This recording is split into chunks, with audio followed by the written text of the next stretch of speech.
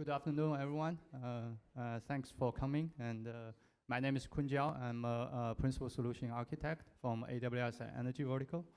And this afternoon, together with me, Weishan Han from SeisWave CEO, and then we're going to present it, evaluating the memory bandwidth and price performance for CPU using the SeisWave RTM and the various benchmark and comparative study. And before I presented my talk, I really want to thank my co-author, Srinivas Tatpally. He is the HPC head of HPC go-to-market lead in AWS. So this is the outline for my today's talk. At the very beginning, I'm going to give you an introduction to the problem, why we are studying this test, and then how did we conduct all these tests. And then I'm going to show you the benchmark test result. After that, I'm going to hand it over to Weishan, and he's going to show you the real RTM real data test result. And at the end, I'm going to draw the conclusion. So if you look at the seismic imaging, the evolvement, the history in the industry, you can clearly see two trends of this evolvement. So the first trend that you will see is as the geophysicist, we're always trying to push the seismic images frequency higher and higher. And then there's another trend that you can see is we are always trying to push for better and better imaging method, so from like isotropic RTM to TTI RTM or to even elastic RTM, and then even from the RTM to FWI or even to the FWI imaging, and then that's another trend. But actually, what we really want out of the seismic image, you actually from business point of view, we are actually trying to getting better and better resolution about subsurface Earth, and then to get a better imaging algorithm. Actually, we are trying to get a better physics. We're using better physics to expand the subsurface Earth model, and therefore we can get the seismic image to be more accurate, and therefore reduce the error bar or uncertainty about the subsurface Earth model, and then we can extract those valuable subsurface information out of it. So what really those two trends, what really require in terms of a computation? So what I can tell is we need a memory, and then increase the imaging frequency from like 20 hertz to 80 hertz. What I can tell you is the memory consumption is just 64 times bigger. Pushing your imaging method from acoustic to elastic, that's going to be 100 times bigger. Yeah. Considering the minimum velocity of shear velocity is like 3 times smaller than the acoustic minimum velocity. You're going to get 81 times of more memory you need to use, and then consider more floating operation, more wave field you need to store, easily go to 100 times larger. Therefore, as an industry, we need a bigger memory, and we need a faster memory, more important. And finally, actually, we need actually cheaper memory. So in the following study, and then we're going to test those memory bandwidths, across various of different chip family. We're going to compare the Intel family with the latest Ice Lake chip architecture, and then the Sapphire Rapid architecture. And then we're going to compare the AMD family as well with the Milan architecture and then the Genova. And then we're going to test the AWS own design, the ARM chip family, which is Graviton family. Graviton 3 and then Graviton 4, which we just announced it in November. So just for our audience convenience, so this, if you look at this instance name, at the end of the name, you see an I, that's the Intel family. And you see an A, that's AMD family. You see a G, that's just Graviton family, just for your convenience when you look at those charts. And we also compare various different instance size from like 64 vCPU, with 8 vCPU, 64 gigabytes of memory, and all the way to the largest instance with 192 vCPU and 1.5 terabyte of memory. And then we also compare the different of memory benchmark tests. Like we do sequential reading, and then sequential writing, and then random reading and random write, and finally with the real RTM test result. So this is a typical memory bandwidth benchmark test result across the different instances. The horizontal axis is just the size of the data you're trying to access. And then the vertical axis is just the memory bandwidth that you achieve during this benchmark test. And then you can clearly see 3 segments in this graph. The first graph, because of data size you're trying to access is way too small. You pretty much show your L1 cache's performance. And then the middle section, what you see, that's pretty much the L2 cache. And then this portion, that's the real problem we're dealing with every day. So in the following study, we're gonna focus on all this portion, not the cache portion.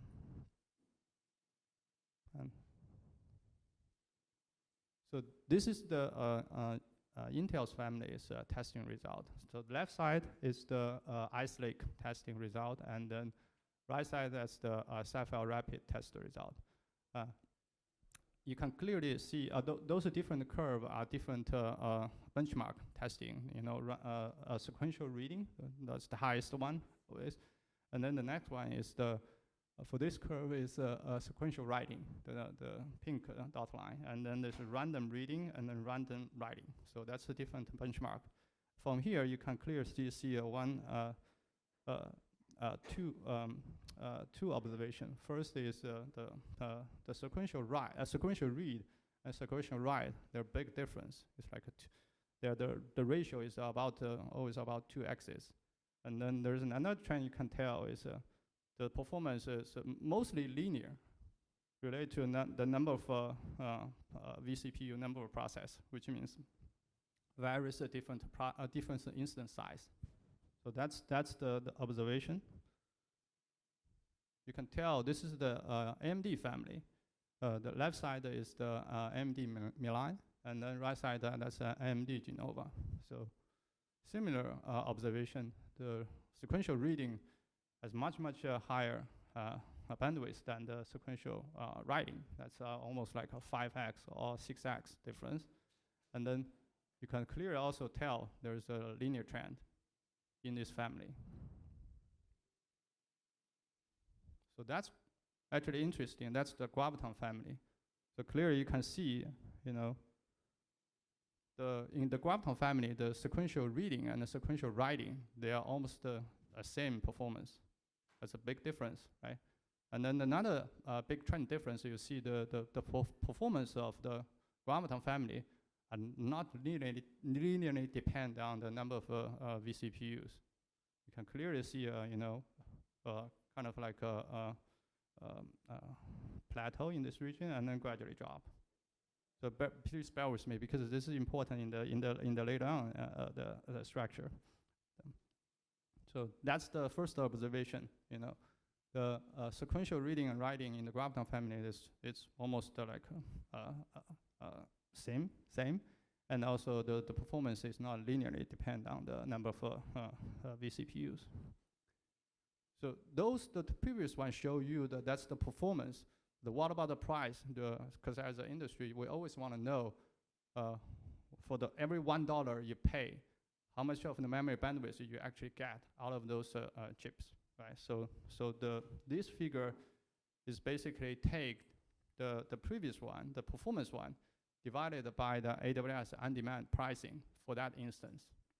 So this is for the Intel family. On the left side, that's the Ice Lake, and the right side is SeisWave Rapid. You can clearly see this. The Intel family, for every $1 you pay, you get a better price performance on the smaller instance. It's almost double. It's like you doubled on our smallest one and then compared to the largest one.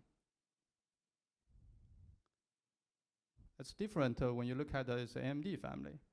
AMD family, you get a better price performance on the larger instance instead of smaller one. But the difference is more like it's always trying to plateau on this side, right? And then difference is about like maybe 2x's. This is the graviton family. If you look at the graviton 3 on left side, and then because of the graviton 4 pricing is not released, so we do not know the price performance. So you look at the graviton 3's family, the best performance is on the smaller instance, and then the difference between the smaller instance compared to the largest instance is almost 7 times difference. So that's the second observation. Graviton and the Intel family give you better price performance on the smaller instance, and then the AMD give you better price performance on the larger instance. So this is basically we are putting the two all the data together. Now we are comparing each of these benchmark across a different instance family. So this will tells you which one you should choose when you're trying to run your RTM or the imaging method. So as you can tell, this is for the sequential reading. On the left side, that's the performance. So now we're comparing just how many gigabytes per second of performance I achieve for this operation across different instance family. And then on the right side, that's price performance. You can clearly see in this one, you can tell from all the data graph I showed you before. The graviton 3 and the graviton 4 family achieve better performance on this when the number of vCPUs is smaller than the 48. If you're taking into account of price information, the graviton 3, we're missing the graviton 4, of course, and because of pricing. The graviton 3 give you much better sequential reading price performance. So this give you almost 370 gigabyte per second and per dollar and per hours, to give you a little bit just in sense the sense of the comparison. If you think about if you look at the online, the AWS online pricing for NVIDIA GPUs instance, the A100 GPU instance, the P4 instance, you pay like almost $40 per instance per hour. And then what you get is about 400 gigabyte per second memory bandwidth per dollar. And then this graviton family give you, for that smallest one, they give you almost 370. So that's pretty good. And then that's the sequential writing. We see the writing as we saw in all the previous one.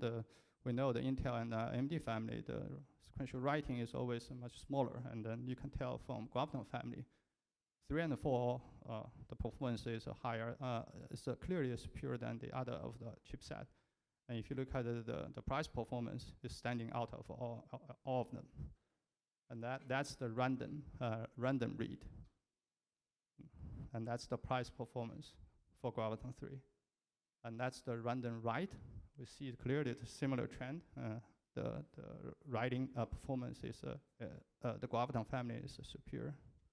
And then from here, I'm going to hand it over to that's the third observation. From here, I'm going to hand it over to Wei Shan. He's going to show you the real 3D RTM test result. Thanks, Kun. Yeah, Kun already did a lot of tests on the memory I/O on different machines, and it's not my turn to evaluate their performance in the real production data. And I'm Wei Shan Han, and I'm from the SeisWave. It's a cloud-based startup company with focusing on the advanced seismic data processing technologies. And as a partner of the AWS, we help Kun did a bunch of tests on the real production data. And we using and we using the RTM, because RTM is one of the most common production tool.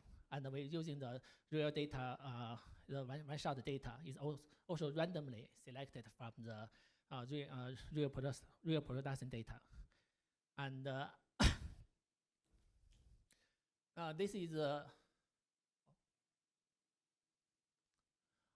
This is the key parameters of the RTM migrations. And this is quite a normal RTM migration. We select the migrate up to 40 Hertz, and then we select the model is the TTI model.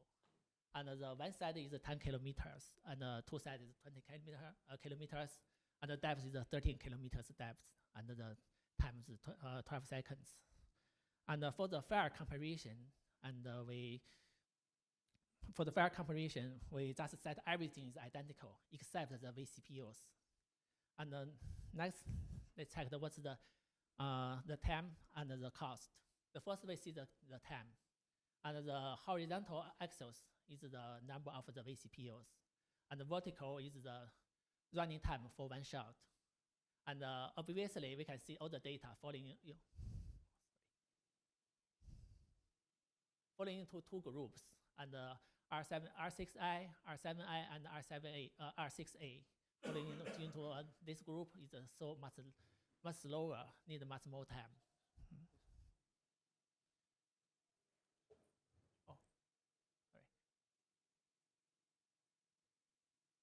Okay, and this is another one, and another three curves, and all the Graviton machines, Graviton 3 and Graviton 4, and another AMD machine, R7A, falling into another group. This demonstrates a much better performance. And we can see the R7 Graviton 4 machine, R8Z, so much better performance. And even compared to the closest one, R7A is about 20% most faster. And also, this is very consistent with the Queen's observation, because all these three machines has a very good the memory I/O bandwidth. Also, we can see how about the cost. And in the vertical is how much money we pay for each slot. And we still can see we fall into two groups, R6i, R7i, and R6a. They are spend much more money, even for the more than $6 for the 8 cores. And here, the Graviton 3 machine has much better performance, and it only costs about $3. And there's another thing is even the same machine, and the cost curve is not flat. The more the number of vCPUs, and then the more expensive. So I suggest here, if possible, we can select the layer vCPUs. We can get a better cost effect. So next, we'll compare our RTM result side by side with the Queen's benchmark.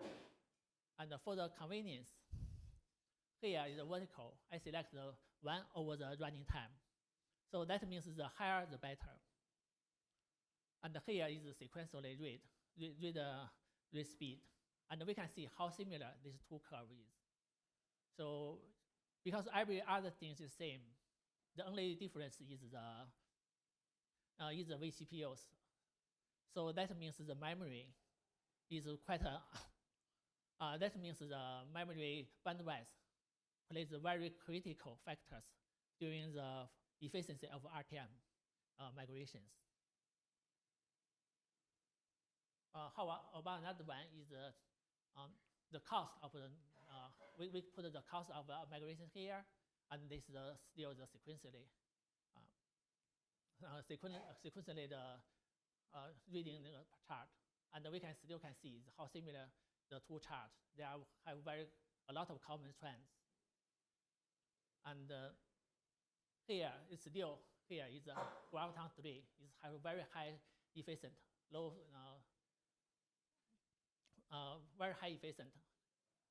Is even compared with the R7A, it's much more than 30% more cost effective. And this is the one shot. So how about the whole 4 migrations? And we did the 4 migration up to 40 Hertz first, and because our RTM is cloud native RTM, because we take a lot of advantage features of the AWS, very strong for the tolerance, so we can use in the support instance, which greatly reduce the cost. And finally, we managed to finish the 40 Hz migration using only about $1,400.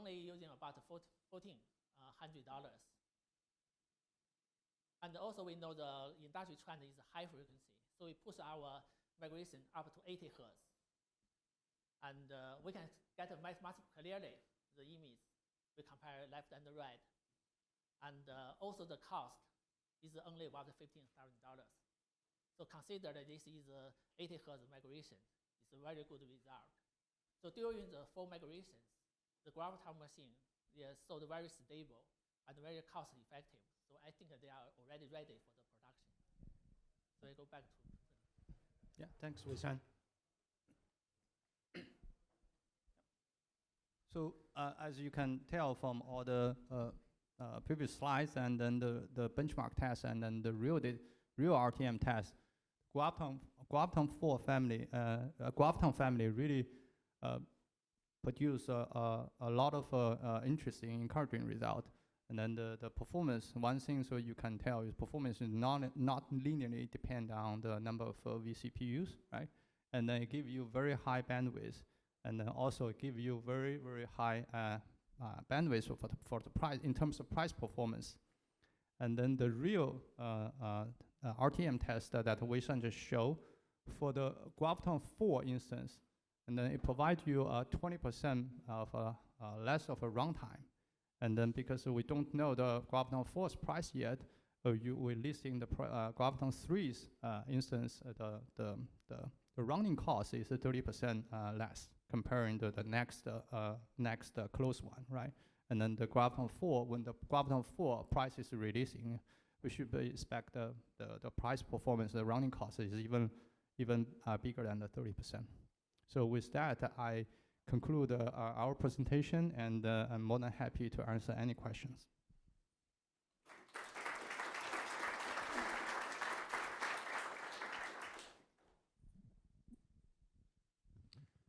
Yeah, we have a couple of minutes for questions. Are there any?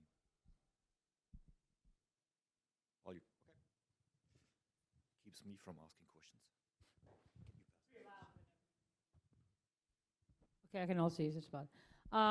So you say, it sounds like you were sold on the ARM the ARM architecture. Does that mean you don't think we should get any other Intel or AMD CPUs, or should we move all our new codes to ARM processors, and maybe, or should we do any kind of GPU or anything else from which companies?